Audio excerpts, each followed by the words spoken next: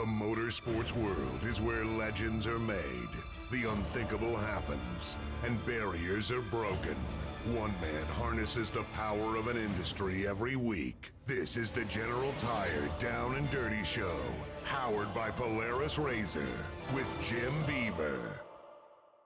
Welcome to the General Tire Down and Dirty Radio Show, powered by Polaris RZR. Jim Beaver here, kicking off another episode. Yes, I know, we've been cranking weekly. I know, I'm actually here in the studio, so not working remote, and we got a lot of stuff to talk about, a lot of stuff to catch up on as we have, the past couple of weeks. Obviously, big one this past week in Indy 500. We got to talk about that. We've got the Baja 500 coming up. We got short course kicking off in Anago, and let me tell you, we got a fun guest list today.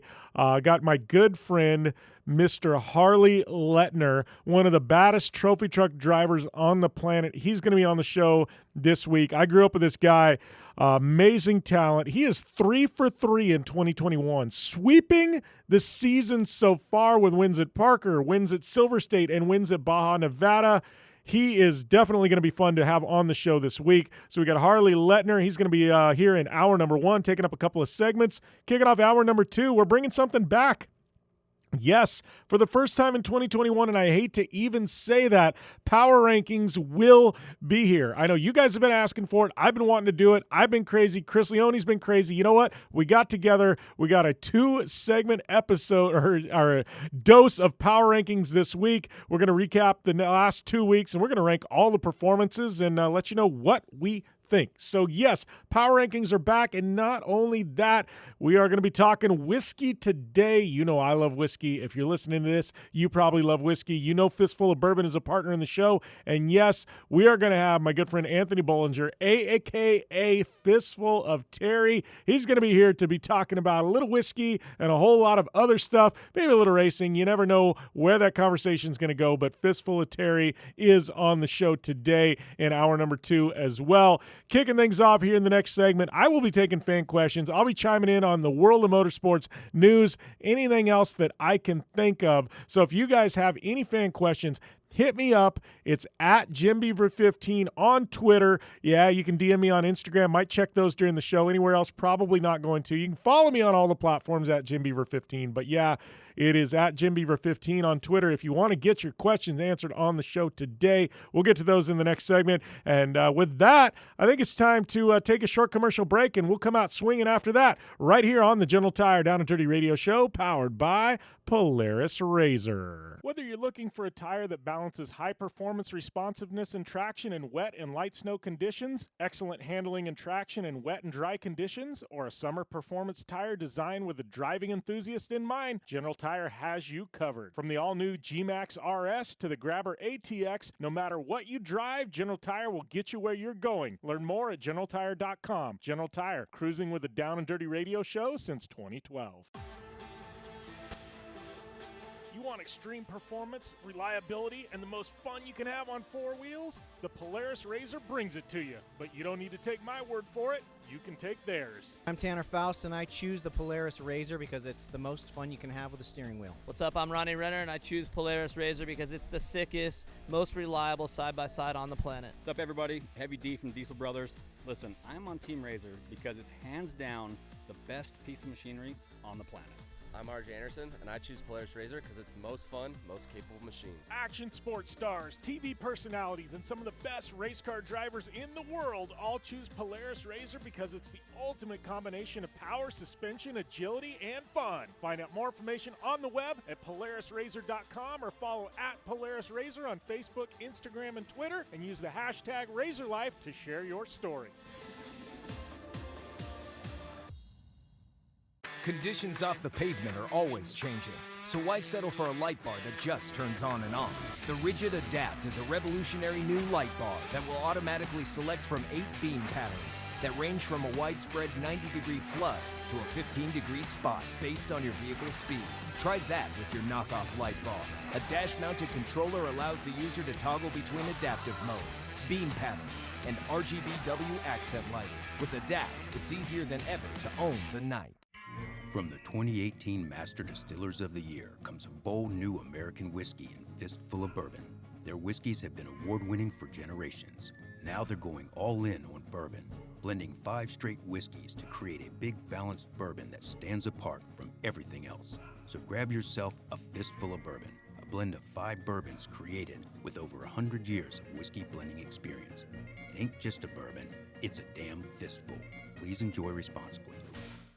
When looking for a new wheel for your off-road vehicle, car, truck, or UTV, the choice is easy. You choose what the pros use. Rob McCachran, Keegan Kincaid, and myself, Jim Beaver, all exclusively use Vision Wheel, whether we're dominating Baja, taking the cup at Cranon, or shredding UTVs. Vision Wheel's trend-setting designs and durability will set you apart from the competition and your friends. Check out visionwheel.com or @visionwheel on social media to learn more. Like what you hear? Catch all the back episodes of the Down and Dirty Radio Show on Apple Podcast, and be sure to rate, review, and subscribe. Welcome back to the General Tire Down and Dirty Radio Show, powered by Polaris RZR. If you're just tuning in, welcome to everybody tuning in around the country. Sirius XM, channel 217, 200 AM FM networks on Sports Byline. One of my personal absolute favorites and one of my favorite accomplishments that we've been able to accomplish in 10 years of the show, our good friends at the U.S. American Forces Network. All of our military men and women overseas, airing in, I guess, 500 networks in 177 countries. Also, Podcast One, Apple Podcasts. But military, especially, this past weekend with Memorial Day going on and things like that. Truthfully, thank you to our military for everything that you do for our country and allowing guys like me to talk on the radio for a living, man. Trust me, I would love to hear from you guys, our military listeners. I know I hear off and on, about you overseas tuning in and, love being able to, get some off-road talk and things like that, while you're on base. And, man, it truly, truly means a lot that you guys tune in. So thank you guys. And speaking of Memorial Weekend, this was a big one. This is one of the biggest weekends in motorsports. Obviously, got diluted a little bit with the Monaco Grand Prix moving a weekend forward. I know Formula One, somebody said, oh, yeah, we're doing it for the greater good of motorsport. We don't want to overshadow things and stuff like that. I'm like, yeah, you're not overshadowing anything. The Indy 500 stands on its own 2 feet. Monaco is definitely not overshadowing that. They moved it the weekend before. I can tell you with the move to the weekend before, it didn't bother me too bad because, I got to tie that in with Indy 500 qualifying, which to me is almost as big as the race. It's like a race within the race. So you've got all that going on, right? You've got the Indy 500, Indy 500 qualifying, Monaco Grand Prix.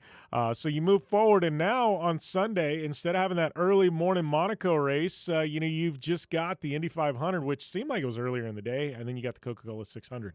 I ended up watching all of the Indy 500 and not a whole heck of a lot of the Coca-Cola 600. I kind of tuned in here and there. I got to ask your guys' opinion. You watch the Indy 500, and this was one of the fastest Indy 500s in history, right? I mean, this thing, 2 cautions the whole time. Obviously, we had the issues on pit road with the brakes, things like that. But, this event, huge. Uber fast, happened. I mean, great driving. One of the best races in Indy 500 history. I mean, so many lead changes, close, all the way down the wire. Everything you want about a race, it was there, right? I mean, the ratings were through the roof. One of the most watched Indy 500s in most recent memory. TV ratings on point. I mean, I think it was higher than the Daytona 500 for the first time in a very long time. This is the reason why IndyCar, I think, is the greatest form of motorsport in the country on pavement. I will say on pavement. So that happens, and then you got this break, and you got the Coca-Cola 600, one of the crown jewels in NASCAR, right? 600 miles. Did that thing lag or what? I mean, I'm just going to throw it out there. Like, you go and you watch this amazing Indy 500, lightning quick, great driving, wrapped up quick. Then you go to NASCAR at Charlotte, which is a good track. You add an additional 100 miles, which makes the race that much longer because you're going 100 more miles an hour, or 100 more miles. And then you go from cars that are going 230 miles an hour to cars that are going 180? So, you drop by 50 miles an hour. You add 100 miles to the race, and to top it off, you add in all these breaks with all these segments, segment 1, segment 2, segment 3, where they pause the race, regroup, the stages, I guess I should be saying, right? That Coke 600, I'm sorry, that seemed like it took forever. I mean, like, geez, if you were a NASCAR fan and you sat from wire to wire, watched that entire Coca-Cola 600, props to you. You are a better man or a better woman than I am, because I absolutely couldn't sit through that whole thing, especially after watching the most epic Indy 500 we've had. Like, I felt like I was watching paint dry with a Coke 600, and that's not saying it wasn't a good race. I'm just saying, like, you want to talk about literally, I mean, shaking things up. The Indy 500 did that. You got probably some massive NASCAR fans that have not tuned into an IndyCar race in a long time, and probably the Indy 500, probably the only one they'll tune into this year. You got to think after this last weekend, IndyCar may have gained a few more fans because, I would say if there was a battle this weekend, IndyCar won that hands down for sure. So, big event this past weekend or weekend, I guess, and props to IndyCar. I know I will jump into more of that talk. We had a big IndyCar show last week. Chris Leone and I, Power Rankings. How can you not talk about IndyCar in the Power Rankings, right? Yeah, we're definitely going to get into IndyCar talk with that. But yes, it was definitely worth the price of admission for anybody who tuned in and watched IndyCar. That being said, we've wrapped up IndyCar for the first time in a long time. There's a break between that and the next IndyCar race. Normally they go into that Detroit doubleheader right away, and not happening this year. So IndyCar drivers getting a little chance to decompress. You off-road fans got about another week to decompress as well, because Baja 500 coming up next weekend. So that is going to be one of the biggest off-road races of the year. That's coming up next weekend south of the border. Stacked entry list. We are definitely going to get into talking about that next week in the lead up to the Baja 500. But this week, we've got short course kicking off. Yes, championship off-road in the Midwest, kicking off in Antigo, Wisconsin. This track hasn't been run in a very long time. You want to talk about bringing something out of the mothballs. That is what they've done with Antigo. I'm excited.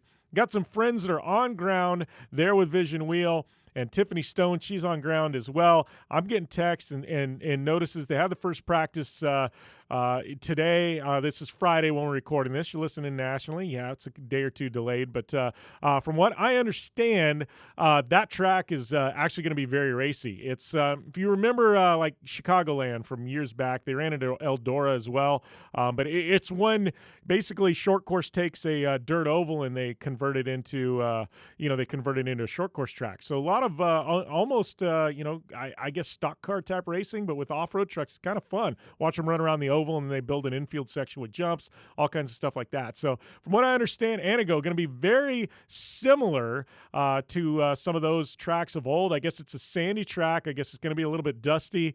So I guess that's another added layer of something to talk about in regards to the race. They said after the first lap, definitely visibility is going to become key. Good spotters definitely going to factor into things. I'm wondering if drivers may switch to that amber face shield like we run in the desert. So I would definitely say guys with desert experience may have a little bit of an advantage with the dust happening in Antigo, and obviously guys with the A+ spotter going to have a big advantage as well. But you're definitely not going to be a real muddy one. From what I understand, it's definitely going to be a dusty one. But so we got championship off-road happening this weekend for off-road fans, and I think this is going to be cool. This is going to be a very big short course event this year. I think for the first time in a long time that we've got we've got everything merged. The biggest, the baddest guys on the planet are all going to be running at the same track, same time, and that has got me excited. But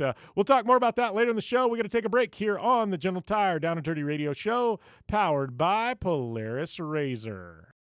Your life demands a tire that provides durability, comfort, and performance, and that's what General Tire delivers for you. From the all-season grip of the Grabber UHP to the comfort and on-road manners of the Grabber HTS to the durability and off-road traction of the Grabber AT2, General has a tire that will help get you where you need to go, so let us take you on your next big adventure. Tweet us at General Tire, hashtag anywhere is possible, because with General Tire, anywhere is possible. Don't just shred your way through any off-road rugged terrain. Get into gear with GSP XTV and let us redefine your adventure. The GSP advantage of quality and performance sets a standard for UTV axles. We strive to provide premium ATV and UTV axles to keep you shreddy ready. Kick up some dirt and get in the driver's seat with GSP XTV. With over 35 years of experience, drive with a company you can trust. Drive with GSP. For more information, please visit us at gspxtv.com today. You're listening to the Down and Dirty Radio Show, powered by Polaris RZR. All killer and no filler.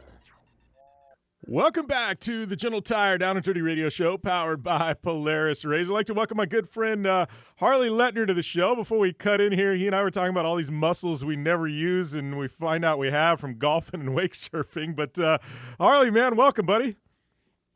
Hey, thanks, man. How's it going? I am going good. Like I was telling you, I'm hitting the river here in Parker, which means I know Harley Leitner is going to be hitting the river here in Parker pretty soon too. Absolutely, it's that time. After the 500 and stuff, it's full boy river season until Vegas to Reno. Yeah, it is kind of nice. They give us a couple months off to enjoy the river in the off-road calendar, right? Yeah, it almost reminds me of being back in school. You get the summer off, kind of, and get to go to the river and hang out. Yeah, exactly. Well, Nice. Yeah, and us being Parker boys, dude, we were spoiled because it was like, I don't know, it was starting about the 1st of March. Like, I even jumped in the river in like February. Now I don't know how the hell I did it when I touched the water, because I'm like, dude, like the river in February is brutally cold, and like us as kids, it was like just game on, you know? Oh, absolutely. Anytime's a good time for the river. We jet skied during the Parker race a couple times. That was pretty cold. Dude, that had to have been brutal. I mean, purple. You had to have some hella good wetsuits on to do that. Or, I mean, don't tell me you just were doing it in board shorts, dude. Yeah, we were young, and it seemed like a good idea at the time. that shows you. I wouldn't do it now. No way. Yeah, I was gonna say that shows you how good of a jet skier you are. You know, because it's like, I know the way I would think. I'm like, I'm not gonna get wet. I'll just stand up the whole time. I won't get wet. And like you go around the first corner, and you dump it or something. You're like, yeah, that didn't work out so well. Yeah, the water's gonna be pretty warm for me to go in now. Yeah, dude, that's me. I'm like, yeah, usually about Memorial Weekend. Sometimes mid-May I'll be able to do it. It's actually been pretty warm, the water right now, but yeah, like that jumping in February when we were kids, I can't do that anymore. Not at all. I laugh when we're up there during the winter razoring and whatever, and you see people on boats in their sweatshirts and stuff. I said, there's no way I could do that because I've never launched a boat without getting wet. No. It's the same thing. I have to jump off and catch it every time. Yeah, unless you got a house in the Keys where you got one like docked up full time or something like that in a pontoon. Right? But yeah, dude, I don't even want to get anywhere near a boat launch in January, February. Not happening, man. No way, dude. Too cold. Yeah. So let's talk about it. Let's spin this Parker thing into you talking about Harley Leitner race career, because you and I got similar. I mean, we had same friends circles. I was a little bit older than you growing up, but how did growing up in Parker, man, influence your race career? Because I mean, I grew up around off road. You did. Your dad, your grandpa, everybody was racing. I mean, you were wrenching in the shop. I remember on like old Honda Odysseys and just dirt bikes, whatever you could get your hands on when you were a kid. I mean, how did that like influence where you're at today? Because you grew up kind of with around the same environment that I did. You were just around racing all the time, you know? Yeah, for sure. It's full-blown all family for me, so like I didn't know anything different. Grandpa raced and Dad raced and everything, so ever since like we can do anything, we just wanted to race. So Dad had an off-road shop in town there, so whatever we had, I'd start tinkering with carburetors, taking stuff apart. Like I mainly just took everything apart when I was a little kid and then made a mess. But it was awesome living in Parker because you're in the desert the whole time. So whenever we wanted, we can go out there and ride dirt bikes, quads, Odysseys, or anything, and steal Dad's buggy every once in a while and go have fun. So it's it's all I knew. And I think growing up wanting to be a race car driver my whole life, Parker was perfect. Yeah, because you're surrounded with everything out there. Well, and it is like that's what's crazy. Like I can get a wild hair at like 9:00 at night some night. I'll be watching TV or we'll be in the shop or something. I'm like, I want to go on a razor ride. You know, it's like I just jump in the RZR, pull it out of the, you know, go down the city streets, and I'm out in the desert, and I'll go cruise around for 2 hours, you know, with the lights on. And it's like people in SoCal, they don't get that. Or they don't get that opportunity. I mean, they understand that, but they don't get that opportunity. You know, it's like to an extent we're spoiled, you know. And then you talk about the river, and it's the same thing. Like Parker, it's actually there's a lot going on here between the river and off road. And you know, if you live the lifestyle like we do, like it's, you know, it's perfect place, you know. Yeah, I think so. You get to go out in the desert whenever you want in the winter and the river in the summer. Like, I wish I could just leave my house and go for a little RZR ride when I get a wild hair, but we have a 2-hour drive to even get the dirt. Now, here's a question. Yeah, here's a question. I'm trying to think back because I know, I mean, your grandpa started you out and you kind of went up the ranks of off-road. I know the furthest back I'm thinking, like I remember you guys having a Score Light, a Class 12 car, and then you moved up to like Class 10, Class 1. You kind of went up the ladder system, and I know you ran Grandpa's old trophy truck that was like a Class 1 with a body on it. But what did you do anything before the Class 12 car? Was a Class 12 car the first race car? Yeah, no, Class 12 was the first car we had. Yeah, so we wanted to. I was still living in Parker at the time, and I was going to race my quad at the Parker race, and I talked Corey into racing with me, and then he got shut down, and Grandpa's like, "Oh, you can't race either." And I lived with my dad. I said, "Oh, yes, I can." He's like, "No, you're not racing." I'm like, "No, I'm racing at this race. Like, that's what it is." And then he said, "Come here, meathead." And went over to his house, and he had a 12 car. I said, "No, you two are racing this." Like, whoop. Okay. So I'll start right there. I'm like, that's perfect. I'm much rather race that anyways.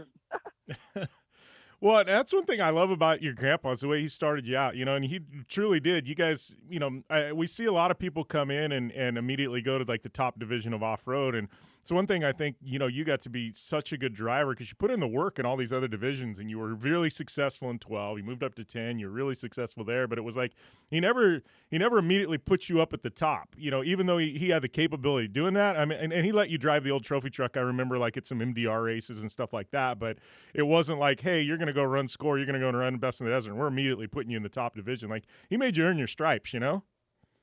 Yeah, for sure. I honestly think it's very important for people to start in a limited class and work their way up.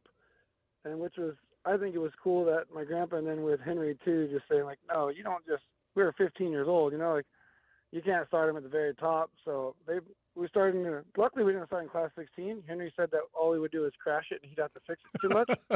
So they started us in 12, a little more suspension, a little wider. But it was awesome because you learn all the fundamentals of everything. You don't just jump in, let's say, a trophy truck, and you can hammer down and go over anything, you know. You start in a lower class to teach you how to read terrain, how to, like, keep momentum and all that, which I think helps in the end of the day with no matter what you're driving, unlimited or limited. Yeah. You know, and I've had this conversation with a lot of people. I'm like, that's the difference in people that have come up through the ranks and people who've started in the unlimited class. I'm like, anybody can jump in a trophy truck and be fast. Like, they're just insane. You know, I'm not saying they can drive Harley Leitner speed, but they can be pretty quick. You know what I mean? But I'm like, the difference is you've gone through all this training, you know, in these other classes. So when something happens and gets out of control, like that video that was posted, we'll talk about in a minute. I think Ken Block shared it, but you know how to bring it back. And other people who have never had that training coming up through the ranks and have that seat time and know when a car gets out of control. Because, I mean, if they, you know, with a limited class like a 12 car, you even mentioned 16, they're out of control half the time just to get the speed, you know? The whole time.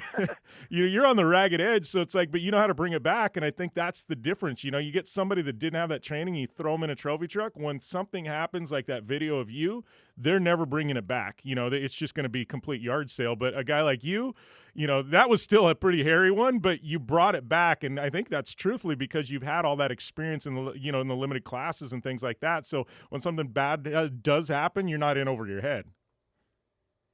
Yeah, no, I honestly think it helps. Even just the trophy trucks we haven't made, 40-inch tires, all kinds of travel, horsepower. Horsepower gets you out of anything, you know, pretty much. But even just like going from the one car to the trophy truck is just a huge change.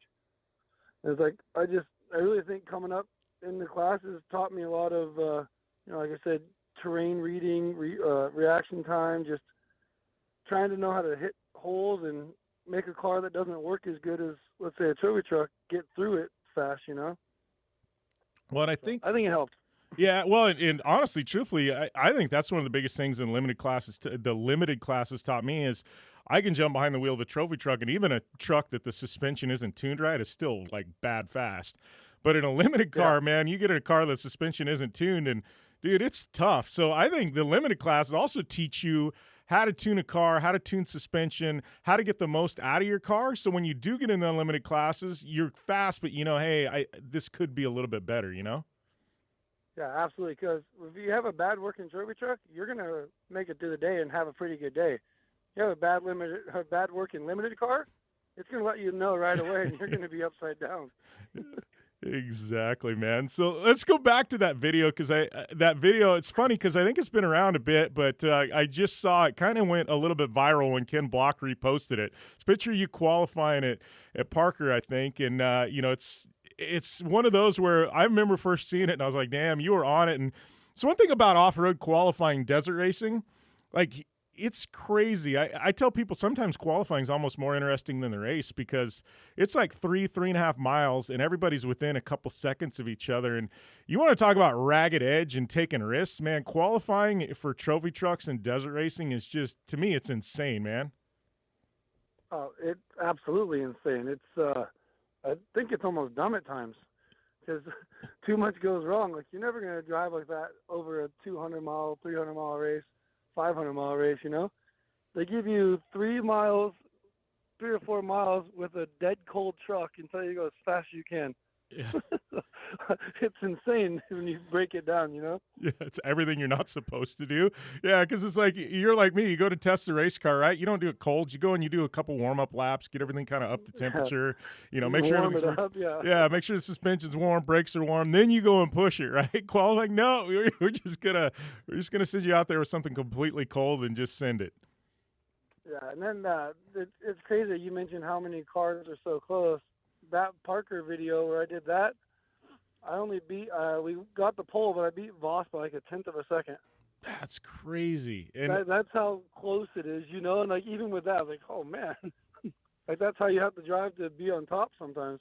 That is nuts because there's tiers too. You know what I mean? You got your top guys like you, Voss, Menzies, stuff like that, and you guys are always really close together.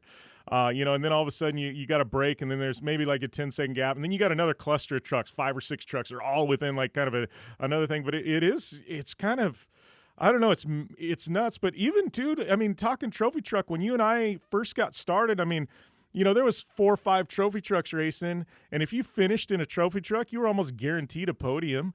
You know, now, dude, I mean, there's no guarantees on anything. You got some really stiff competition. I mean, it's one tire change, and that can cost you the Baja 500, you know? Before, these guys were losing, you know, 10 tires a race, and they were still podium, you know? Yeah, it's honestly crazy how much it changed because, I mean, even like the last year or two, I used to say there's 10 trophy trucks that aren't going to have an issue. Now I think it's up to like 15, 20 that won't have an issue. And like you said, back in the day, you can just drive around and half the time you can win, if not, like you said, get second or third with issues. Now you can't have one issue. I think like you have one flat, and like that's the difference in the name of the game now, like winning and losing, because everything's so advanced now that no one's having issues like they used to. Yeah, completely agreed. We're going to carry on this conversation with Harley Leitner when we return right here to the Gentle Tire Down and Dirty Radio Show, powered by Polaris RZR. I'm Polaris rider Jim Beaver. I race trophy trucks professionally, host a Down and Dirty radio show, and also travel the country announcing motorsports events. I've seen it all, and trust me, I've done most of it, so when it comes time to relax on the weekend, nothing is better than taking time with my family in our RZR vehicles. They've got the reliability I need to just pick up and go explore the desert, dunes, or trail, and have the capability to attack even the harshest terrain. If you're looking for some of the most reliable and safest, and hands down most capable off-road machines in the world, look no further than and Polaris in their award-winning lineup of RZR vehicles. Whether you want your daughter to experience off-road driving for the first time in a RZR 170 like me, take the entire family out in a RZR XP4 1000 on the weekend, or shred the desert and dunes in the all-new RZR XP 1000 Fox Edition, Polaris has you handled. Take my advice and join me and some of the best drivers in the world by driving a Polaris RZR. Check out the full Polaris RZR lineup at Polaris.com or follow them on Facebook, Instagram, and Twitter at Polaris RZR. Your life demands a tire that provides durability, comfort, and performance, and that's what General Tire delivers for you. From the all-season grip of the Grabber UHP to the comfort and on-road manners of the Grabber HTS to the durability and off-road traction of the Grabber AT2, General has a tire that will help get you where you need to go. So let us take you on your next big adventure. Tweet us at General Tire, hashtag anywhere is possible, because with General Tire, anywhere is possible. When looking for a new wheel for your off-road vehicle, car, truck, or UTV, the choice is easy. You choose what the pros use. Rob McCachran, Keegan Kincaid, and myself, Jim Beaver, all exclusively use Vision Wheel, whether we're dominating Baja, taking the cup at Crandon, or shredding UTVs. Vision Wheel's trend-setting designs and durability will set you apart from the competition and your friends. Check out visionwheel.com or at Vision Wheel on social media to learn more. Looking to have some fun on four wheels? Dirtfish Rally School has you covered. Packing as much adrenaline and adventure as you can handle into high-performance all-wheel drive and rear-wheel drive Subaru rally cars is where the fun begins at Dirtfish. Just 30 minutes outside of Seattle in Snoqualmie, you'll get a chance to train up to 3 full days with some of the country's best instructors and be put through the high-octane rush of rally on mud, dirt, and tarmac. Get started today and call 425-888-7715 or visit us online at dirtfish.com and use code 911 for a 15% discount. Life is all about sound, the sound of sports, the sound at the racetrack, and the sound of your vehicle. Don't drive around listening to this. Drive around listening to the sound of performance. Gibson Performance. Gibson Performance Exhaust is the company who can turn this into this. Remember that life is all about sound, and Gibson Exhaust is the sound of performance. Check out your next catback exhaust system, headers, muffler, or UTV exhaust at GibsonPerformance.com and get more power and more sound. Like what you hear? Catch all the back episodes of the Down and Dirty Radio Show on Apple Podcast, and be sure to rate, review, and subscribe. Welcome back to the General Tire Down and Dirty Radio Show, powered by Polaris RZR. Jim Beaver and Harley Leitner here. Harley, before the break, we were just we were kind of talking about the competition level and how it's changed in off-road. And that's one thing I've had a lot of people ask me, like, you're driving in the UTVs now, like, how are you doing that? And I'm like, well, my trophy truck's dated at this point, you know what I mean? But I'm like, dude, it's like mini trophy trucks. I mean, they handle great, but I'm like at Silver State, I was racing, and I was leading at one point. We ended up losing a belt, and it got kind of mangled in the clutches. We ended up going from leading to dropping back. We ended up finishing 5th, and we had I think right at 10 minutes of downtime, and that was it. One issue the entire race, had a picture-perfect pit stop, but one belt cost us, first down to 5th place. You know what I mean? And I'm like, dude, when you can run in a division like that, I don't care if it's trophy truck or if it's UTV, but when the racing's that close, to me, that's exciting. You know what I mean? I'm like, that's how I can do it, because it's like trophy trucks just on a smaller scale, because we're that close. But I think there's multiple divisions in off-road right now that way, and it's kind of rad, because back in the day when you and I were growing up, it so wasn't that way. It was more of just getting to the finish line and seeing where you were at, Yeah, absolutely. I think it makes it a lot more exciting and fun now, because you got to be on it and not have any problems. Everything's so competitive, even from trophy truck to UTV. Like, one problem put you back that far, Almost have to have a perfect day today to even do any good. Yeah, exactly, man. So I want to talk to you about a little bit about this team, because I know, you've been racing with Kevin Thompson, Concrete Motorsports, for a while. You guys, starting off 2021, I mean, you guys have had some successes, but, dude, you guys are on fire this year. 3 for 3 so far, coming off this Baja Nevada win. I know you guys aren't going down to the 500, but tell me a little bit about the team, and I feel like, dude, you guys are hitting your stride. I mean, you guys have become, the team to beat, at least stateside, man. I think everybody knows you guys are coming to play. Yeah, for sure. I mean, Kevin is awesome. All he wants to do is win. He's not one of those dudes that's just racing to have fun, We have fun, but we got to win. And we won a couple last year, whatever, and was doing pretty good. But we just, I think we're getting lucky this year. The dice landed on us at least for the first 3. So, but I mean, it's not without preparation. We're working on the truck every time. We did about a couple thousand miles of testing just on suspension and gearing and like transmissions and everything, just to make it better. You know, like going back to the competition now, you have to have an almost perfect vehicle to do good. So that's just the number one goal, is to just make the truck as good as we can so we can go out there and have a chance to win. Well, and it's funny you mentioned roll the dice and you're getting a little bit lucky, and I laugh, but I'm like, there's so much truth in that, because like you said, you can come with the best of the best equipment, which you guys are doing, and one stupid thing happens. You cut a tire wrong on a rock that you didn't see that was sticking out of the side of the silt bed or something like that. Like, there's so many things that go into winning a race, and I don't think people realize that. You can have the best of the best. I mean, we've seen it, guys that are just on top of their game, have struggles for a season and things like that. And how much luck does come into play? Because you mentioned that. You I mentioned roll the dice, and I'm like, but there's actually so much truth in that. And you hate to say that there's luck involved in off-road racing, but I mean, you can come around a corner and there'd be somebody buried in a silt bed and you get buried behind them and it takes you 5 minutes to get out and there's your race. It's just like there's so much luck into things, I've always said, and I still say it, I'd rather be lucky than good any day. It's just like,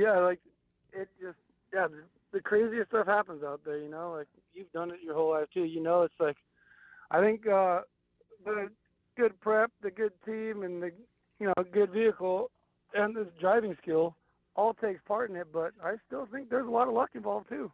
Oh, definitely. So that being said, you guys are 3 for 3. Obviously, you won the Legacy race. You won a couple of Best in the Desert races. What's the plans for the rest of this year with the race program, man? This year we're only going to focus on the Best in the Desert to mainly try to defend our number 1 plate. And Kevin is opening 2 or 3 more plants in Texas. Is the only reason we're not going down to Baja, because he can't take 2 or 3 weeks off to go down there and pre-run, and if he can't go down there 100% prepared, he doesn't want to go. Yeah. So that's the only reason we're sitting out Baja this year. But we're supposed to do 1,000, but it all depends on how he's on the business side. So this year we might try to weasel in a couple more Legacy races if the scheduling permits. Everything's so on top of each other now with so many series. But we're just gonna go out there. Best in Desert's our main focus. Try to go.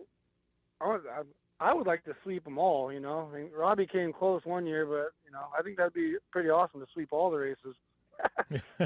Well, I think that's definitely set your goals high. Yeah, absolutely. You got to set them high. But it's funny you mentioned Legacy, and we've known Donald from Best of the Desert you formerly Best of the Desert for a long time, and I told him, I was like, we'll come out to your Baja, Nevada. It fits into our schedule and everything else. I went out. I got to tell you, Harley, that was some of the most fun I've had behind the wheel in a long time. Like that 2-day event, like I think I told him at the finish line, I was like, dude, you've got something here. Like I don't care if we're running you full time next year. Like I will be back for this race next year. Like I had so much fun with that. And like the layover in Tonopah, being able to re-wrench on your car and re-prep it for day 2. Like, I don't know, to me, that format, like everything about that race, I just loved, man. Oh, I'm with you. I had a great time. I liked the 2-day deal. I liked the course, and I liked, it was different. Yeah. Different than what we're used to, but he did him and the whole team did a great job. It was a phenomenal weekend up there, and like just the way everything was ran and all that. I really liked it. We're gonna definitely try to do more, just because Donald was so cool. Like you said, we've known him forever from Best in the Desert, and so we went up to try to support him and had a great time. Like, so we'll definitely be back on his races if it permits time wise, Yeah, same here. So before we let you go, dude, one last question. I know a big thing spinning around trophy truck world for the last couple of years is this all-wheel drive versus two-wheel drive thing. I mean, what's your take on this? Because obviously you're having no problems with a two-wheel drive truck at this point. I mean, I'm going to have to say unnecessary at this point. Man, I mean, there's no joke. They're fast. You can see them, like, I've tried to drag race them before, and they sometimes beat them, sometimes you don't. But I haven't driven one, so I can't say. But just from where I'm at, I can't say they're 100% necessary yet. But maybe in the future they might be. Yeah. But we're still whooping them with two-wheel drive, so we're gonna keep trying. Yeah, and I almost feel like, they've come a long ways, because you look back at like the Herbst truck that they built, sheesh, what was that beast of a truck? I mean, that was 15, 20 years ago. And you Yep. look at that truck, you know what I mean? And obviously there's a McPherson truck before that, but I don't even really want to count that. But the Herbsts were the first ones that really put the effort in to try and make it work. And you look where we're at now, and I'm like, man, we've come a long ways in four-wheel drive tech. But I still think they're a liability, It's like they're fast in qualifying. They're fast, that King of the Hammers race, we've seen Bryce, be really quick there and things like that. But it's like, Yeah. I feel like they're just not quite there on a reliability standpoint yet, And it's like, not saying once they get it all figured out, they're not going to be faster. But I think what we're seeing you do in two-wheel drive right now, it's just it's insane, man. Yeah, they're definitely have came a long way. I think the boys over at Mason have got it pretty much dialed. I know they're having a couple issues on some of these four-wheel drives with some shafts and stuff, but I think they're really close to being 100% bulletproof, and that's going to be scary when they are.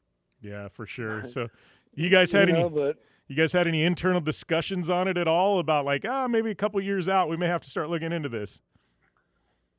I don't know. I can't really discuss those kind of topics.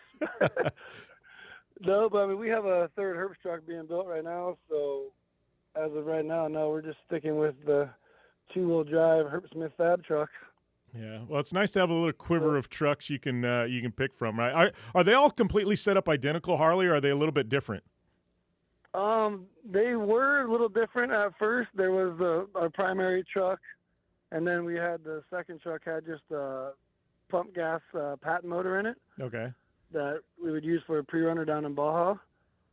But now that truck just got completely switched, so we'll have two identical trucks, so we can race Baja and Best in the Desert next year. Like flip-flop trucks. Yeah.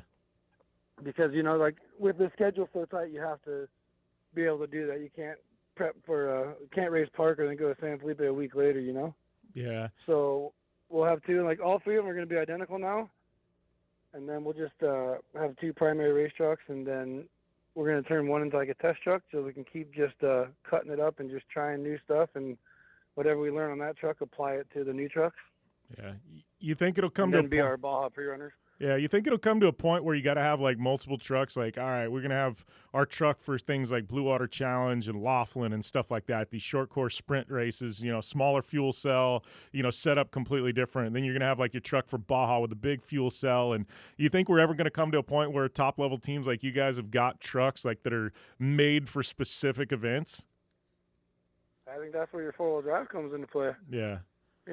Run that one at the Sandy races and stuff or whatever, but yeah, I mean, we don't specifically change any setup for each race because our trucks are set up how they are and we're used to them, Yeah. But I mean, other than gearing, definitely change gearing. But yeah, I don't know. I've been so shocked in this industry as long as I've been doing it that there's no way I could tell what's going to happen, Right. You always think you're maxed out, and then the next thing comes like, dude, 5 years ago I would have never thought this would happen.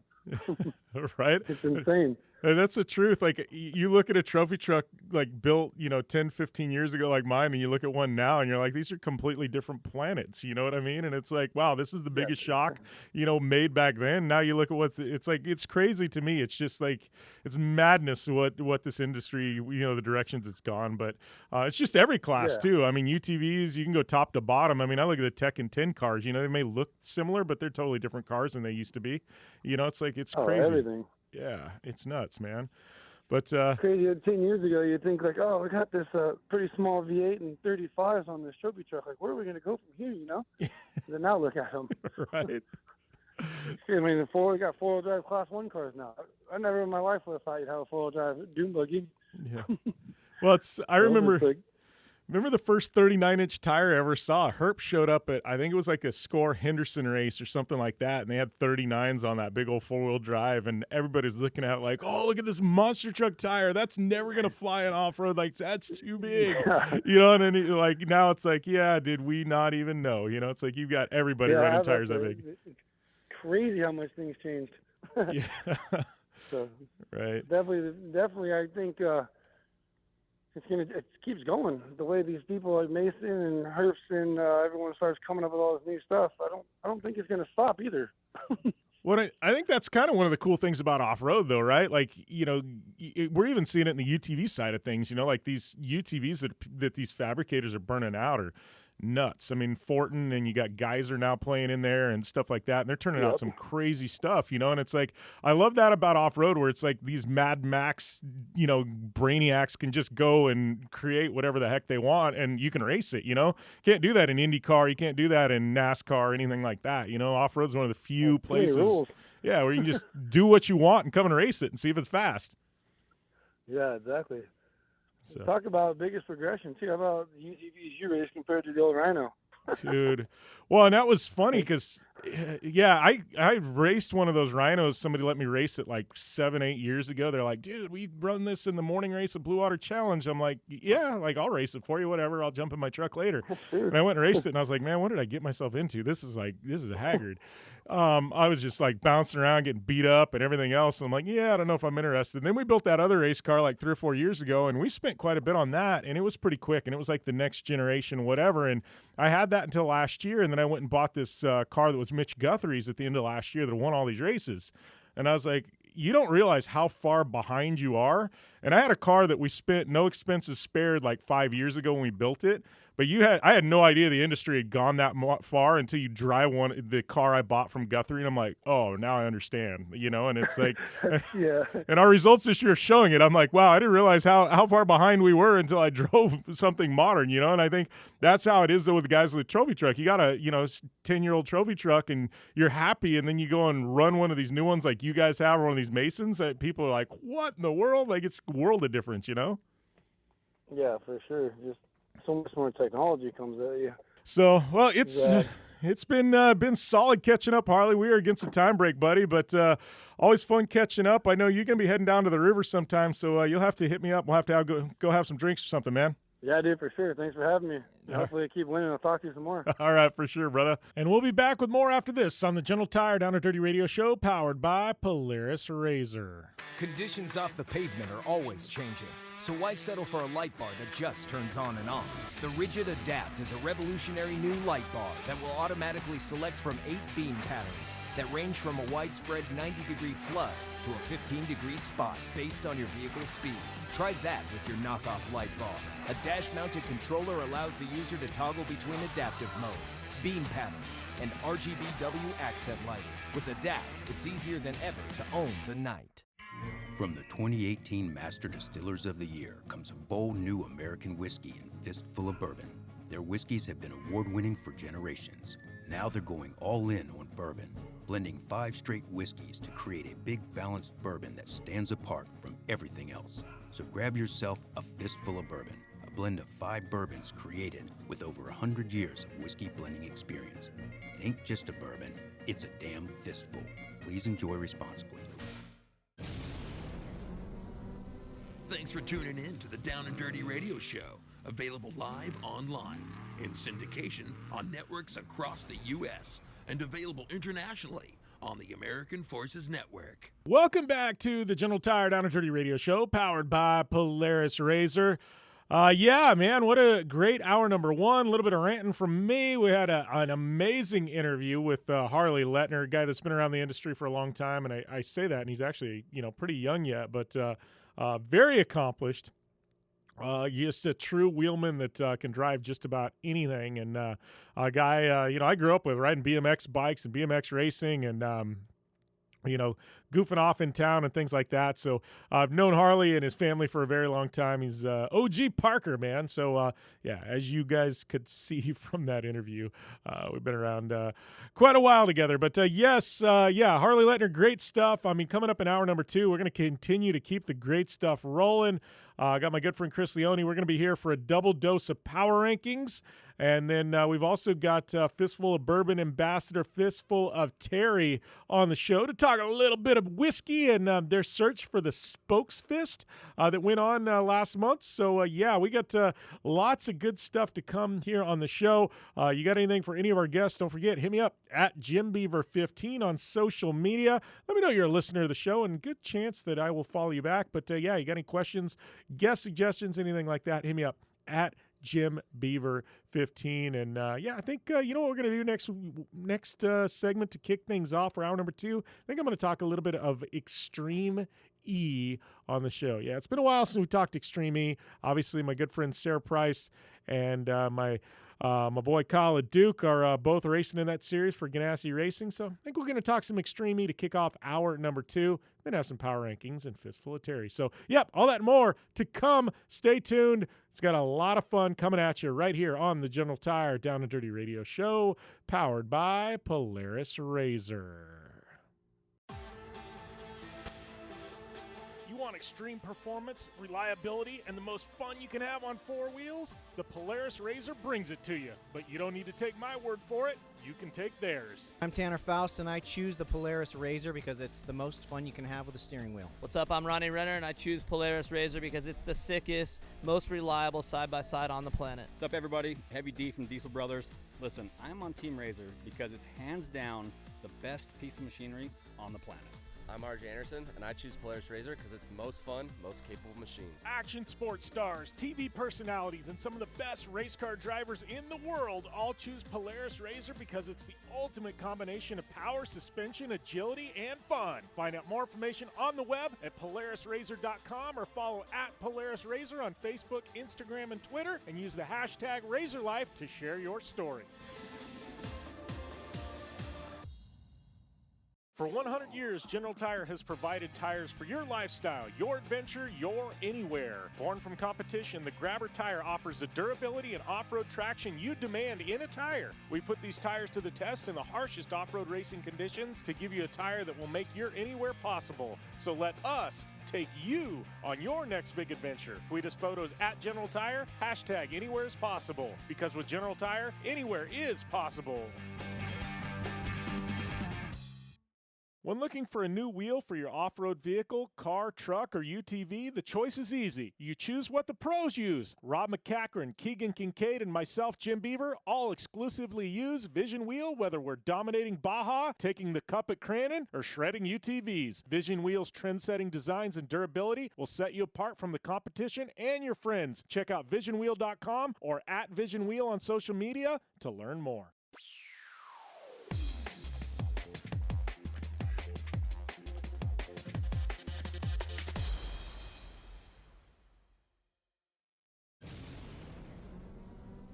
Thanks for tuning in to the Down and Dirty Radio Show, available live online, in syndication on networks across the U.S., and available internationally on the American Forces Network.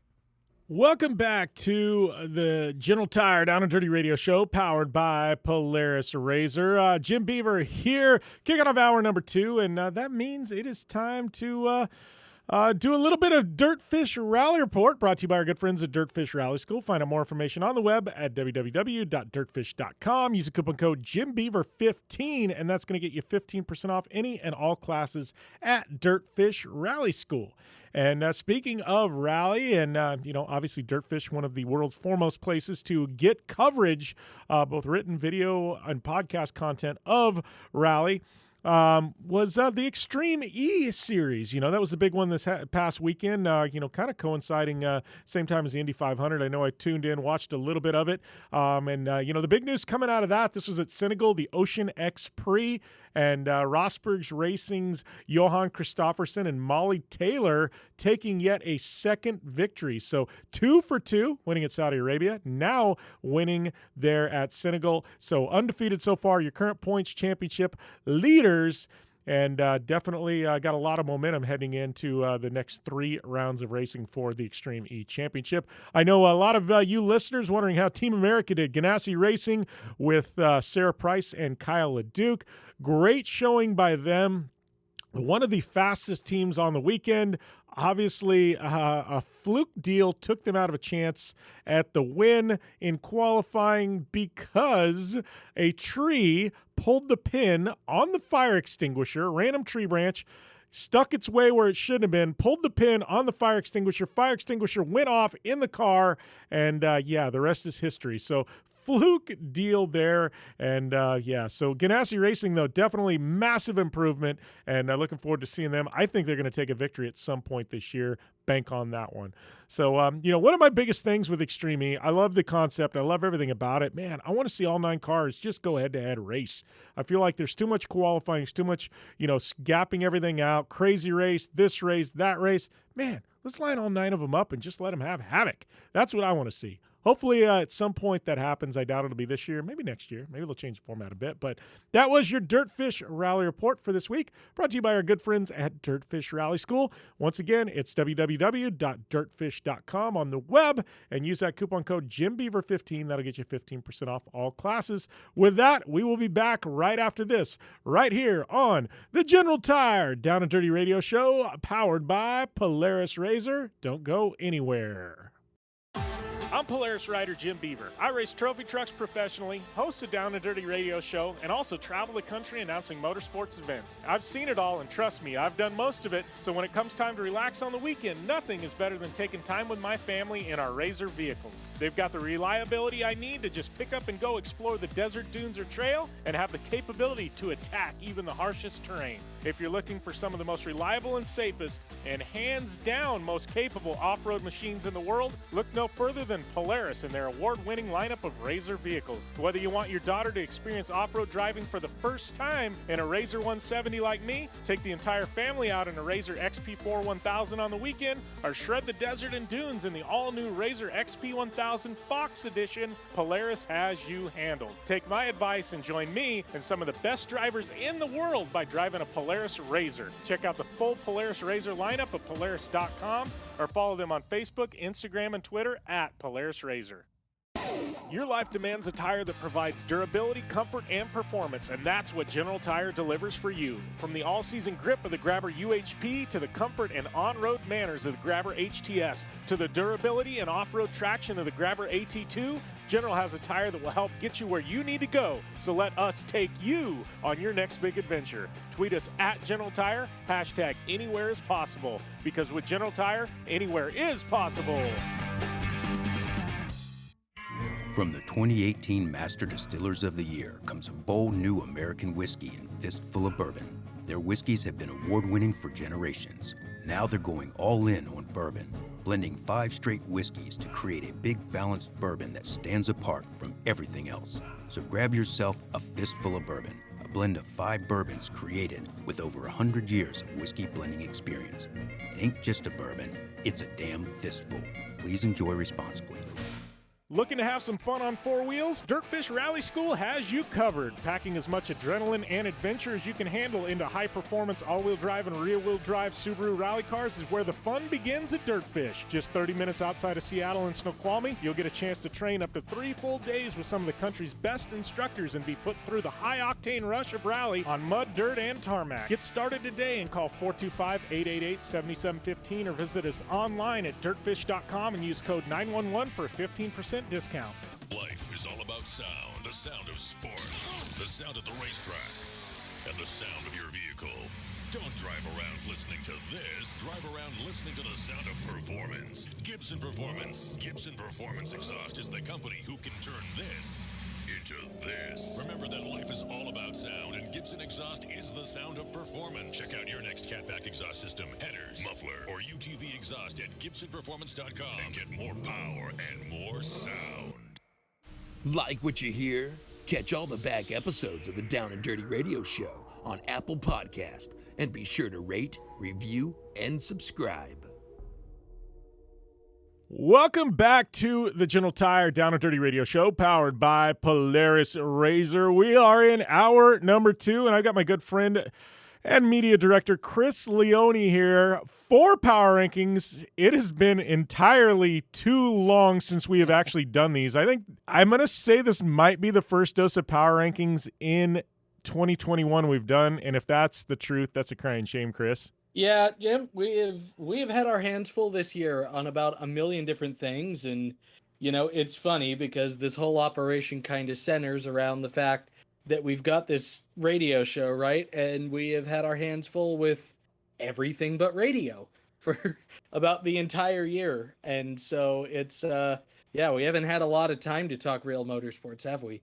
No, and that's one thing, we talk about the growth of the company, and obviously, now I started out and I was a lone wolf, and then it became Jimmy and Chris, and we were tag teaming it, and then it became Jimmy, Chris, and Brittany, and now it's become Jimmy, Chris, Brittany, and Matt, and which, we have 4 people, but that's not to do just a radio show every week. So the little radio show that could has now grown into this big media company, and now it's one of those where we've got our hands in so many cookie jars in a good way, but now it's given me an appreciation for radio and our backbone and things like that. Like, truthfully, you do 10 years on air and it gets kind of boring at times. And literally in the last month, I have been so re-energized to do radio, and I think that's going to be a good thing. That's actually going to be a good thing for listeners. So, yeah. But that being said, Power Rankings are back. Chris and I can't promise they will be a weekly thing like they were, but we're going to at least try and get them at least, we'll say, 2 to 3 weeks out of the 4 every month. We'll bank on, I can promise you 2. Maybe we'll be able to do 3 or 4, but we'll at least get 2 in a month. So, yeah. With that being said, Chris, who is your first pick of 2021? I guess to disclaimer, we're going to do a window of the last 2 weeks, so it includes Monaco, Indy qualifying. It includes, NHRA, because there's been a lot going on in last weekend. So it's going to be kind of a 2-week window instead of the traditional 1 to get things started for 2021. So who do you have at number 5, Chris? Gosh, Jim, I mean, by that rate, since, I can't remember, we did the last thing, we could have almost done the entire year, right? But I mean, in fairness, the past couple of weeks, the middle of the month of May really does kind of work out to really being a lot of people's entire years in motorsport, especially when you look at all the Indy 500 one-off entries. And this is technically an Indy 500 one-off entry that I am going to put at my number 5. I know that I've kind of led it in a particular direction there. It's not who you think yet. I'm going to go with Connor Daly for number 5. Connor shifts over to the 3rd car over at Ed Carpenter Racing to do the 500. Ed gets back into his signature number 20. They've obviously got Renus VK doing the full year in the 21. And they put together a one-off for Connor in the 47 U.S. Air Force car, and they use it to highlight a different paint scheme than normal from the storied history of all the different planes that they've got. Connor Daly at Indianapolis this year looked like, oh my God, he looked like if anybody was going to get their first win in IndyCar or in the Indy 500, it looked like it was going to be Connor. He was the fastest driver in the preliminary practices, in April in the preseason. He was fast throughout, the week of practice leading up. Wasn't all that fast in qualifying, didn't really show their hand. But once they got back up front after that first caution and got into the lead, and it was him and Renus tag teaming it for ECR, boy, they were dominant. And if not for that one loose wheel off of Graham Rahal's car, I really think you would have seen Connor Daly in that mix with the top 3 that eventually shook out, because he had one of the best cars, ended up leading the most laps. I mean, that was the kind of performance that I think all of Connor Daly's fans had been looking for from him for a long time, and this was just kind of proof positive. Look, Connor isn't to be messed with. Connor is a legitimate threat to win the Indianapolis 500. Had bum luck the entire year, got put out in the first corner of the Indy GP, even when he had made the Fast 6. I mean, the mullet had been terrible luck anywhere but on the IMS oval up through the season, and even, with the loose tire. I mean, that was just absolutely crazy. But, a well-deserved strong performance, not the finish they deserved, but running up front, they certainly deserve that. And I think if they can put together another month of May like that, remotely close to that in the coming years, then I think Connor Daly's face may end up on the Borg Warner someday. Yeah, and that was an absolute, you hate to say a breakout performance, because he's a veteran who's been around for a long time, but this was the shot in the arm I think that Connor Daly's career needed, and I don't mean that in a bad way, but it reminded people, hey, this guy is a top-level talent. He can drive. This wasn't a fluke deal. He just put it all together. I mean, all the ECR cars are just super strong. I think Ed had a shot at the win. If it would have been 5 more laps, I think Ed would have probably been the winner, truthfully. He was charging. He had the fastest car, just flat ran out of time. But I had Connor preliminary on my list, and then I started looking at stories and everything else, and I just had to include a lot of drivers. And so for my number 5, I just had the Indy 500 overall. This is probably will go down in history as one of the best Indy 500s ever, and that's saying something.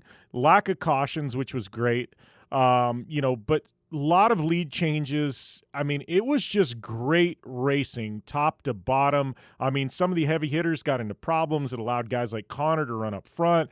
I mean, at number 5, just had to have the Indy 500 as a whole. Moved back to May. The magic was back. They had fans in the stands, and I know it wasn't a full capacity crowd, but you couldn't tell that from TV. The way they spaced people and the electricity in the air, I don't care if they were half capacity or whatever their percentage was, it felt like it was full capacity. I mean, when Connor Daly got that lead, the entire crowd, I mean, I could hear it through the speakers on the TV, how electric that crowd got. Like, to me, I had to put the Indy 500 as a whole at number 5 on my list, Chris. Yeah, I think that's perfectly fair, Jim. I mean, there's a lot to cram into this list, right? There were a lot of different things. We could have easily just done one based solely on the Indy 500, and I know it's an event that we both love, and it's been a favorite event for both of us, for quite some time. So yeah, no qualms with having just sort of a glut of choices to work with and not really being able to settle on a single one. But really an impressive race all the way around. The TV ratings have come in and they were phenomenal.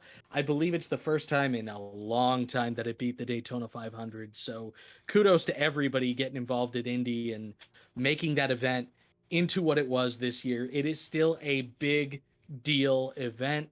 I know there have been a lot of questions about the TV contract moving forward, whether it stays on NBC, whether it ends up going somewhere else. Either way, it doesn't matter who broadcasts it next year. It's still going to be a huge event. The presentation, I know, is still going to be spectacular. I just can't wait for next year. As you said, that was electric. And I think coming off of the pandemic and having people back in the building and all the storylines that played out, it was a perfect storm that is going to be really difficult to replicate. But when you have a naturally occurring racing product like that, where you didn't have a lot of cautions, so you had the drivers settling it amongst themselves and the team settling it amongst themselves on strategy, that really was something spectacular and something special. Yep. I completely agree, Chris. Let's move to number 4 on your list. I think we can get that in before the break, and then maybe I'll have to come back after the break with my number 4. All right, number 4. I am gonna, when I first prepared my list, I wasn't gonna do 2 weeks. I just had the 1 week, but I've got one that I'll sneak in from the NHRA race, from the Spring Nationals down in Texas, and that is Steve Torrance. I know that, obviously them Capco boys, they're from Texas. That's a hometown event for them. I don't believe it is one that they had actually won before, so it's always special to get a home state victory, whether it's right on top of where you grew up or whether it's on the other end of the state. It doesn't really matter. It's still a home win for you. And Steve-O's 3rd win of the year in Top Fuel. Nobody else across any of the major NHRA divisions has more than 2 right now. So he's broken that tie. Obviously, that's a big deal. And their next race, they're going to be up here in New England Dragway. So I'm looking forward to getting out to that and seeing if he makes it number 4. But for right now, he's going to be my number 4. Well, Chris, you are going to have to wait for my number 4. Got no problem with Steve-O, but we're going to get to that when we return after this break right here on the General Tire Down and Dirty Radio Show, powered by Polaris RZR. Don't just shred your way through any off-road rugged terrain. Get into gear with GSP XTV and let us redefine your adventure. The GSP advantage of quality and performance sets a standard for UTV axles. We strive to provide premium ATV and UTV axles to keep you shreddy ready. Kick up some dirt and get in the driver's seat with GSP XTV. With over 35 years of experience, drive with a company you can trust. Drive with GSP. For more information, please visit us at gspxtv.com today. Conditions off the pavement are always changing, so why settle for a light bar that just turns on and off? The Rigid Adapt is a revolutionary new light bar that will automatically select from 8 beam patterns that range from a widespread 90-degree flood to a 15-degree spot based on your vehicle's speed. Try that with your knockoff light bar. A dash-mounted controller allows the user to toggle between adaptive mode, beam patterns, and RGBW accent lighting. With Adapt, it's easier than ever to own the night. Thanks for tuning in to the Down and Dirty Radio Show, available live online, in syndication on networks across the U.S., and available internationally on the American Forces Network. Welcome back to the General Tire Down and Dirty Radio Show, powered by Polaris RZR. Jim Beaver, Chris Leone here. We are just getting rolling with our power rankings. Chris had Connor Daly at 5. I had the Indy 500 at 5. Chris had Steve Torrance at 4, excuse me. And me, well, I'm rolling with Steve Torrance at number 4 as well, Chris. I know he got off to a little bit of a slow start, but I got to tell you, them Capco boys came out swinging. I know he's got a fresh baby there. I got to give a big shout out to him and Natalie. I was fortunate enough to stay at their house in Texas in March. I had a great time kind of seeing how they do things, and one of my favorite people, in motorsports. But yeah, Steve Torrance, he has definitely rebounded in a big way. 3 wins, points leader. This guy, we talked in the past about Lewis Hamilton, Chris, and watching greatness as it happens, and you never appreciate greatness as it happens until after the fact. And I think Lewis Hamilton, it's still hard for me to say he's the greatest Formula One driver of all time. He's the greatest Formula One driver of all time. I don't think anybody can argue that, right, at this point. Yeah. But I'm looking at Steve Torrance, and I'm not going to give him GOAT status, but I will say what he is putting together, and this starts with a championship he lost to Brittany Force that he arguably won. Man, what he has done, I mean, you look at the all-time win list, and I don't have the number off the top of my head because he's won so damn much it changes too quick. We are looking at one of the greatest NHRA drivers of all time, and he's young. That's what scares me. If he sticks around for another 15 years, I have no idea what races he's going to break, but he could go down as the greatest of all time. And like I said, you hate to talk about missing greatness as it happens, but if you're a motorsports fan, watch what Steve Torrance is doing in the NHRA. It's going to be a very long time before you see somebody this dominant again. No doubt, Jim. I mean, first of all, I love how we go to the break, and I had just said Steve-O, and we tease coming out of the break, and we're still on Steve-O, right?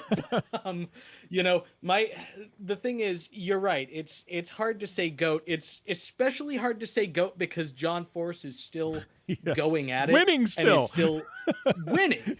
And is still winning. Just won a 4-wide nationals, earlier in the month. So it's really hard to argue GOAT, but top fuel GOAT, Steve-O's absolutely in the conversation at this point. Yeah. These have been some of the most, and the funny thing about it is losing that championship to Brittany Force. The greatest thing that ever happened. Yes, exactly. I wonder how much, I think they'd have still been dominant, but I don't think the level of, words I can't say on the radio level dominance that we got from sweeping an entire playoffs and all that stuff. I mean, I don't think that happens without losing one the way that they lost the one that they lost, because there is no better motivating factor than that. I mean, obviously you're motivated. If you're not motivated to win, you're not showing up to the racetrack, especially with them. That's a family-led and funded operation. They're not going after big sponsors the way that everybody else is. That is a family team.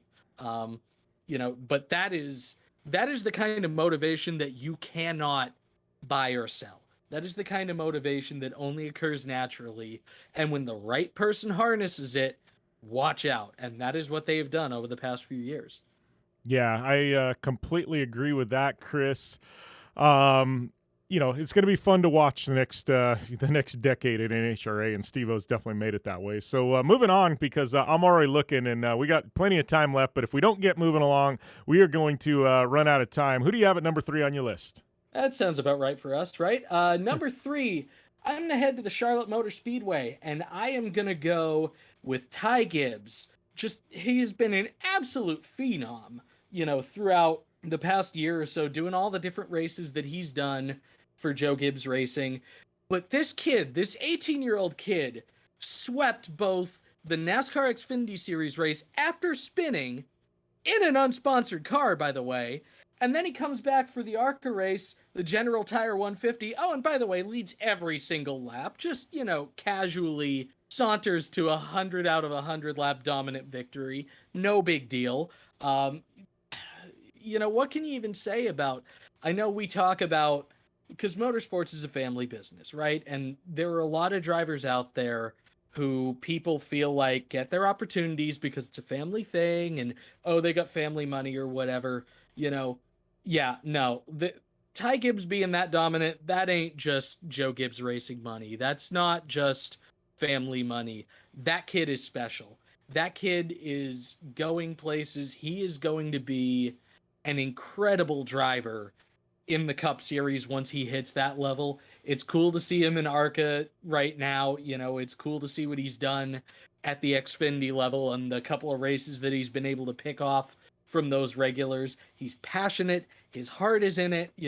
He's part of the new generation where he's going to be a special driver. It's going to be really cool to watch what he's doing. And by the way, they actually snuck him into the eNASCAR iRacing Pro Invitational from Chicago on Wednesday because Kyle Busch wasn't able to make it. Didn't work out quite so well for him in that. Had to start last and ended up getting caught up in a bunch of the virtual street race wrecking. But that doesn't really deter too much from the Xfinity and the ARCA wins in my book. So still going to give it to Ty Gibbs at number 3.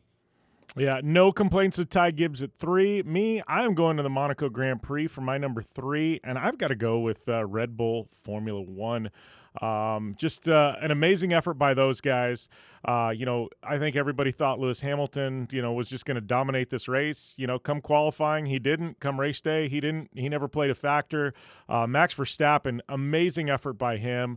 And you can't sell them short because, they also finished in 4th with Perez. So, it was a 1 and a 4 for Red Bull. More importantly, Max Verstappen now leapfrogs Lewis Hamilton into the number 1 spot in the championship standings. And Red Bull Formula One now slingshots to number 1 in the constructor standings above Mercedes. So Monaco for Red Bull Formula One, this was a statement event. 1 and 4 now leading the points and the Constructors Championship. I had to have Red Bull Formula One at number 3.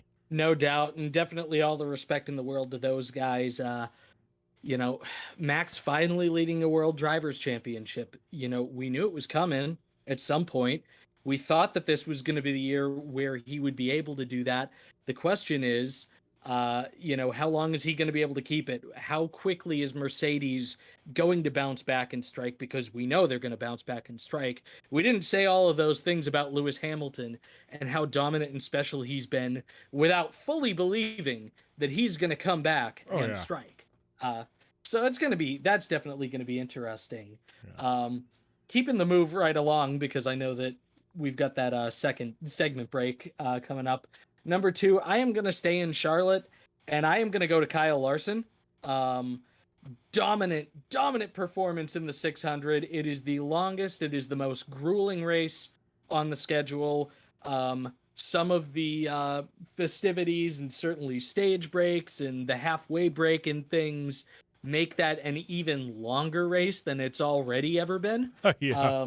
So to be able to stay out front for as much as 600 miles as they have, that was also a fantastic performance. I mean, the Hendrick Motorsports cars have been just on another planet recently to the point where I think Kyle Busch joked something about being the best of the rest and just being able to finish 3rd being a great day for them. And breaking up the all Hendrick, what would have been another 1, 2, 3, 4, like they did at Dover. But Kyle Larson obviously has found a new home. He's settled in. There were rumors for a long time that he would end up there eventually and finally has that opportunity and is doing what he can to make the most of it. So Kyle Larson, number 2. Yeah, well, and I have Larson at number 2, so I'll keep it short and sweet because you pretty much hit the nail on the head. regardless of what happened last year and things like that, he's back. He's back in a big way. He's proved that he is one of the top drivers in NASCAR. And I got to give him credit. I mean, not only did he win the Coca-Cola 600, on Monday after the event, he went to the World Outlaws event and won that also. So within 24 hours, he won a World of Outlaws event and the Coca-Cola 600. Anybody that can pull that off, they got to make my list. So I definitely had Larson like you at number 2, Chris. And then moving on to number 1, I mean, I think we both got to have Spider-Man at number 1 at this point, right? Pretty obvious. I mean, yeah, it's... Man, what can you say that hasn't already been said about Helio Castroneves? The only thing that I can think of is you look at that ending, right? You look at that, and by the way, huge kudos to NBC for airing that celebration completely uninterrupted, not interviewing him while he's still on the track, really, not breaking that up and inserting themselves in there and letting that play out. And granted, they had the time to, because that was the fastest Indy 500, I believe, ever. Yes. Fastest qualifying field ever, fastest race ever. And that's what happens when you only have 2 cautions. So incredible job by all the drivers. The only wrecks that we had were things that were out of both Stephen Wilson and Graham Rahal's control. So probably the most talented field then that we've ever had. But, all I can say is you look at that story, you look at Helio getting to win at the speedway that is now owned by his former team owner that sent him off before he wanted to, equaling the greats the way that he did, getting to it, not having raced since the 24 Hours of Daytona, which he also won, by the way. Hollywood would reject that story and say that it was too unbelievable. You pitch that as a screenwriter, and the guy who you're selling it to is going to say, "I call BS. I'm not doing that story. It's too predictable. It's too obvious what's going to happen. We're not making that movie." Now they might make that movie because it can be based on a true story. Well, I'm 100% on the same page with you. I think we both underestimated Helio heading into the month of May, but we'll return with more right after this, right here on the General Tire Down and Dirty Radio Show, powered by Polaris RZR. Whether you're looking for a tire that balances high performance responsiveness and traction in wet and light snow conditions, excellent handling and traction in wet and dry conditions, or a summer performance tire designed with the driving enthusiast in mind, General Tire has you covered. From the all-new G-Max RS to the Grabber ATX, no matter what you drive, General Tire will get you where you're going. Learn more at GeneralTire.com. General Tire, cruising with the Down and Dirty Radio Show since 2012. Looking to have some fun on 4 wheels? Dirtfish Rally School has you covered. Packing as much adrenaline and adventure as you can handle into high-performance all-wheel drive and rear-wheel drive Subaru rally cars is where the fun begins at Dirtfish. Just 30 minutes outside of Seattle in Snoqualmie, you'll get a chance to train up to 3 full days with some of the country's best instructors and be put through the high-octane rush of rally on mud, dirt, and tarmac. Get started today and call 425-888-7715 or visit us online at dirtfish.com and use code 911 for a 15% discount. You're listening to the Down and Dirty Radio Show, powered by Polaris RZR. All killer and no filler. Welcome back to the General Tire Down and Dirty Radio Show, powered by Polaris RZR with our good friends Fistful of Bourbon. Speaking of Fistful of Bourbon, got my good friend and I guess Fistful of Bourbon ambassador Anthony Bollinger, a.k.a. Fistful of Terry, back on the show. What is this, time number 3, my man? This is definitely time number 3, and I think you deserve a nickname, so I'm going to officially call you Fistful of Jim Beaver, all right? I can handle that, Fistful of Jim Beaver. I'm going to start using that hashtag. All my friends know I've drank enough Fistful of Bourbon to warrant it at this point, so there you go. Oh, fantastic, man. Good to hear. How you doing? I am doing all right, man. It's been kind of crazy. Obviously, coming off of Memorial Weekend, where I will say I probably had too much Fistful of Bourbon. I probably could have cranked it back a notch, but I got plenty of good stories coming out of the weekend, so there you go. 100%, man. I think it's summer's coming around the corner. It's time to celebrate and get back in the swing of things, and nothing starts off a brand new start than barbecue with Fistful of Bourbon, so I'm on your side on that one. Yeah, exactly. Bourbon and barbecue, and that's exactly what I did this weekend. That's one of my favorite things about Fistful of Bourbon, though, because I still got a lot of family members, friends, and acquaintances, that haven't tried it. So I always carry around a couple bottles with me anywhere I go in my travels. Try and bring them with me so I can kind of crack them open. And it's always kind of fun to see people's first experience with the brand and see that first facial expression when they get to taste it, and see, and see what comes of it. I'll tell you, Jim, you were making my job and my life a lot easier. You're out there doing the Lord's work for Fistful of Bourbon. And, for anyone who hasn't tried it before, the whole idea of Fistful of Bourbon is a blend of 5 straight bourbon whiskeys. And we wanted to make it an approachable whiskey that we could sell for a value. So it hits all of your classic flavor whiskey notes. It's super easy, super smooth, very drinkable, holds up in a cocktail. And I love sharing it with someone new. And just like you said, getting their reaction warms my heart. Yeah. Well, speaking of Memorial Weekend, we got a lot to talk about Fistful of Bourbon, stuff like that. But you hit me up on Instagram. We got to jump into this question before we actually get to talking more Fistful of Bourbon talk. But posted a picture of me skateboarding, breaking in my new Bucky Lassick deck, and you said we got a lot to talk about. So, Dewey, are you a skater too? Do you ride? What do we have to talk about here? I'm interested on what Fistful of Terry does on the weekends. 100%, man. I saw that post and I was like, no way. Jim Beaver skateboard? Get out of here. Familiar with Bucky Lassick, man. He's definitely a hero and a legend. I started skating back in probably 87, on the old school yes. block boards.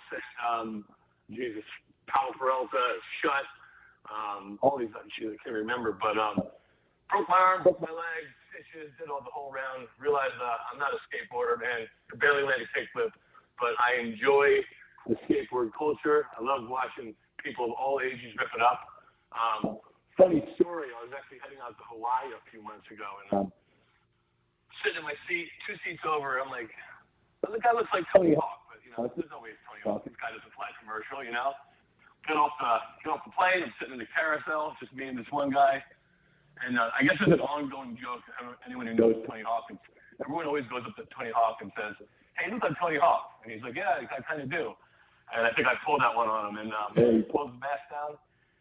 And goddamn, it was Tony Hawk sat next to me on the whole plane from New York to Hawaii. Was very excited about that. Childhood hero. Dude, that's awesome. It's funny because I follow him on Instagram, and he's always got those stories about stuff like that. And like he randomly pulls up, do a kickflip, to people. And I got to ask you, you mentioned old school boards. So that's about when I started skating also. And I've also got a deck collection. I got about 40 decks in my collection. I just like the artwork on skateboard decks. But what was your first ever pro deck? Because I had like the old Vision Mark Gonzalez. That was my very first ever deck. But you mentioned Powell Peralta. Well, I'm curious what your first deck was, man. You just threw the guns at me, man. That guy was a legend. Yeah. So probably my first pro deck, fishtail, it has a little bit of nose. The company was Shut, and Shut was out of New York City back in the early 90s. I still remember the artwork and everything on it. It was a guy spray painting. That was probably my first proper pro deck. Dang. Okay, yeah, we're throwing it way back. I do remember the company. I can't tell you I ever owned one of their boards, but I remember the company and the logo. So, dang, we are definitely throwing it old school now. So, yeah, I didn't realize that. I still skateboard quite a bit. I can't say that I'm any good, but I like the exercise, taking my daughter to skate park. So yeah, we do it a couple times a week. So it keeps me active, and I'd much rather skateboard and push than run on a treadmill. So there you go, 100%, man. When I was living back in Brooklyn a few years ago, there was a few skate parks on the to the west side of Manhattan, off the piers, and I probably look like a skater, but I can't skate, But there's this older guy down there, man, probably. Not older, but maybe late 50s, knee pads, helmet, old school fishtail board, and got in the peanut pool and just ripped it, man. That was I just sat and watched that guy for about an hour and a half.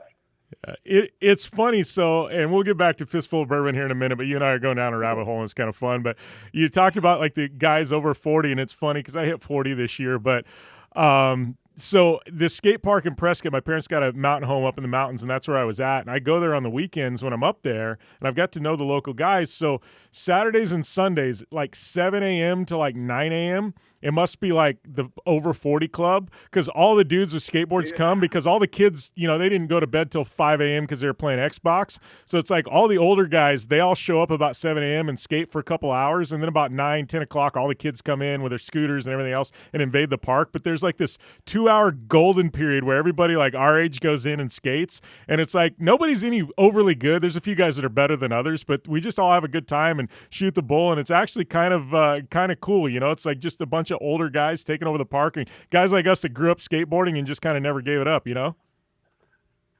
100%, man. I love that phrase, the golden hour, man. For everyone who's out there, everyone's just trying to do their best, rip it up, tell some stories, have some laughs, and get out of there before the creatures show up. Yeah, exactly.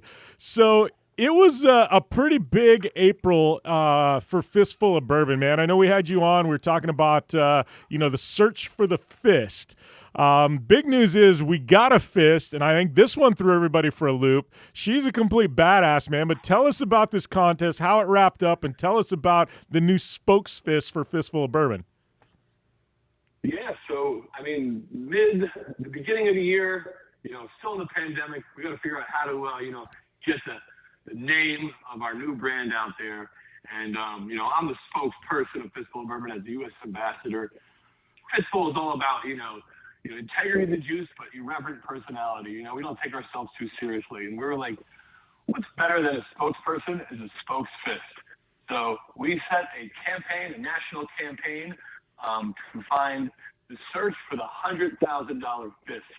And we basically got over 4,000 applications from all around the country, all different ages, races, everything, showing their fists, telling their fist stories, why they belong, why they should get the title of the first ever spokes fist for Fistful of Bourbon. And after 4,800 applications, April 13th, we picked our spokes fist, and she is from San Francisco, California, and her name is Sarah Natali. And she's a badass, awesome girl, awesome human being. And we had no idea exactly what we were looking for, what the fist was going to be about. And she hit the nail on the head. Yeah, I know she posted something about, I saw like she's got some tattoos on her fingers and stuff like that. I think she said, "Gonna tell Dad" or something like this. This is the best money I ever spent on a tattoo, or the best investment, return on investment. I think something like that. I laugh, but that's the thing. Like when this started, you and I talked about it. Like we kind of didn't know what you guys were going to get in. I figured you're going to get like the burly old trucker fist, maybe some MMA fighter fist. You might get like, you didn't know, man. And that's what's funny. You go into something completely open-minded and see what comes out of it, Yeah, we got, just like you said, we got burly, bearded dudes, tattoos. We got bare knuckle fighters applying. We have this one guy who's a world-renowned arm wrestler. I don't remember his name, but you've probably seen it before. He's got some sort of gigantism on his left arm. It's massive. And his picture was him holding 2 of our full bottles in his left hand, and they looked like little soda cans. So we met some amazing and creative people along the journey, and we were very excited about that because, that's what it's all about, meeting new people and spreading the word. Yeah. So tell us about her. What's next for her? Obviously, you're going to use the fist and some marketing materials online, stuff like that. I mean, what does a spokes fist do to earn their $100K? Who knows, man? No. So we're going to be working off a new campaign with Sarah. We're still in the works of it. Like I say, definitely stay tuned. It's going to be fun. It's going to be funny. It's going to be irreverent, and it's going to put her to work. But she's going to have a great time. So it's still in the works. Yeah, that's one thing I like about, I love about Fistful of Bourbon, the branding around it, like the community, the culture. I know it's kind of amazing because, like you said, you don't take yourself too seriously. We have a good time. You don't have to necessarily mind your P's and Q's. Like, I've never had a partner where it's kind of been that way, and I absolutely love it because I can be myself. I can go out. I can have a good time with Fistful of Bourbon within reason, and kind of share the stories, talk about it, and it's all right. And I think that's one thing great. It's like I've never been around a brand that's so inclusive and so welcoming to people of different walks of life, people that just love bourbon and having a good time, 100%, 100%, man. Everyone's invited. Let's just have fun, man. We got one life out here. Do it right. Leave a messy trail behind us. But yeah, if they took themselves too seriously, I would not have this job, nor would I ever applied for it. So, it's all about having fun, innovating, adapting to what's going on in the world. I can tell you we're going to have an amazing summer, starting to travel soon. And we got some fun activations, activities, and partnerships in the works. So, super excited about summer. Yeah.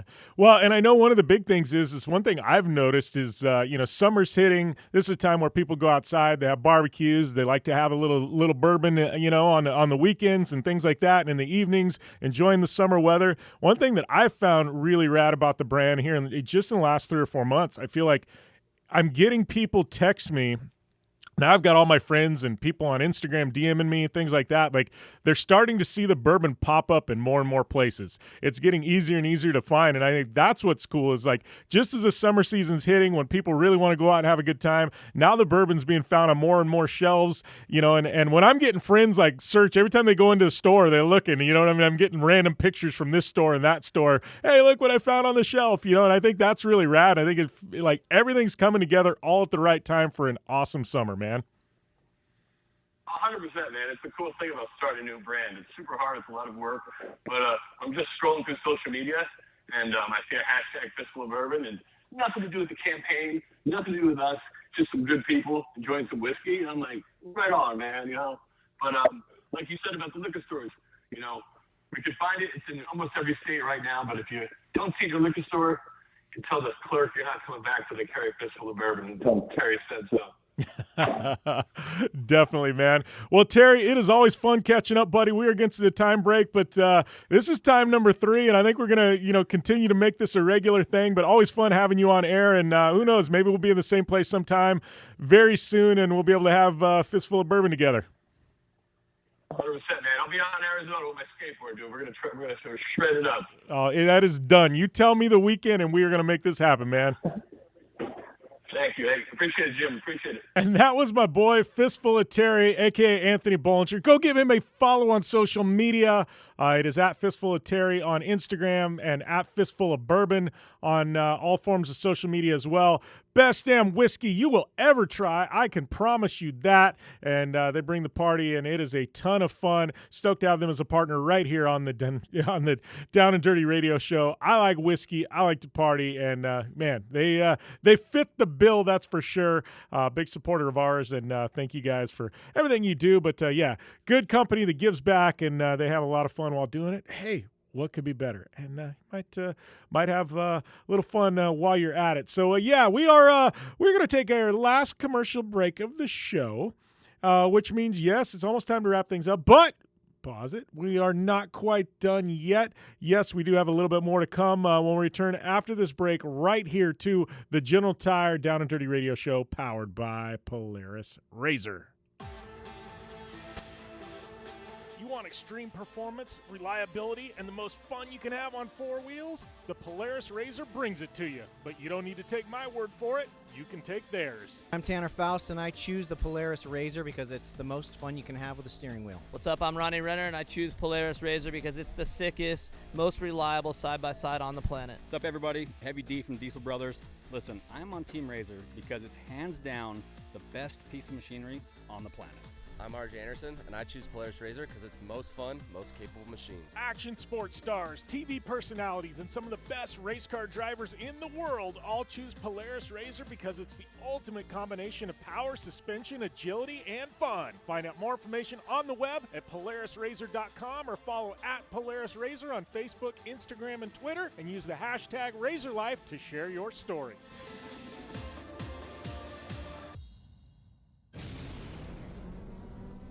Thanks for tuning in to the Down and Dirty Radio Show, available live online, in syndication on networks across the U.S., and available internationally on the American Forces Network. Welcome back to the Gentle Tire Down and Dirty Radio Show, powered by Polaris RZR. Here, wrapping things up. Big thanks to all you listeners, and thanks to Fistful of Terry, Anthony Bollinger, Chris Leone, my good friend Harley Leitner. Man, fun show today, and looking forward to some short course this weekend, Championship Off-Road. Definitely tune in to that. Big shout out to Gentle Tire, Polaris RZR, Vision Wheel, Fistful of Bourbon, Rigid Industries, Dirtfish, GSP XTV Axles, Optimus Starters, iRacing, and all of you who continue to support the show. Thank you guys. Don't forget, it's at JimBeaver15 on social media, and you're looking for a discount at Dirtfish? Yeah, everybody is, right? Everybody wants to go to the fish. Everybody wants to get their rally on. Well, use that coupon code JimBeaver15. That's going to get you 15% off any and all classes right there at the fish in Seattle. One of my favorite places on the planet, hands down. So, yes, it has definitely been a hell of a fun episode. Don't forget, hit me up on social media if you got any guest suggestions, anything you want to hear, anybody you want to hear from, and we will definitely try and get those interviews on the show. I'm going to, I don't know what I'm going to be doing this weekend, man. I think it's time to hit the river in my boat and go and have a good time and, enjoy some sun. And who knows, maybe we'll take the Razors out, get the RV fired up, go on a little camp trip sometime in the next week or two. But, weather is cranking, and I would love to know what you guys are doing. You go take any rad vacations, any trips? I know I was just behind the boat wake surfing a couple nights ago, been hitting up the skateboard as well. So, man, lots of fun on my end, and I love to know what you guys do for fun. So I like to keep that synergy going on social media. So definitely hit me up. Let me know where you guys are at, what you're doing, and maybe we're in the same place, same time. We can have a little bit of fun together. Who knows? Maybe even have a little bit of whiskey. But I'm going to tune into Anago this weekend. You guys should too, and we'll see you next week right here on the Gentle Tire Down and Dirty Radio Show, powered by Polaris RZR.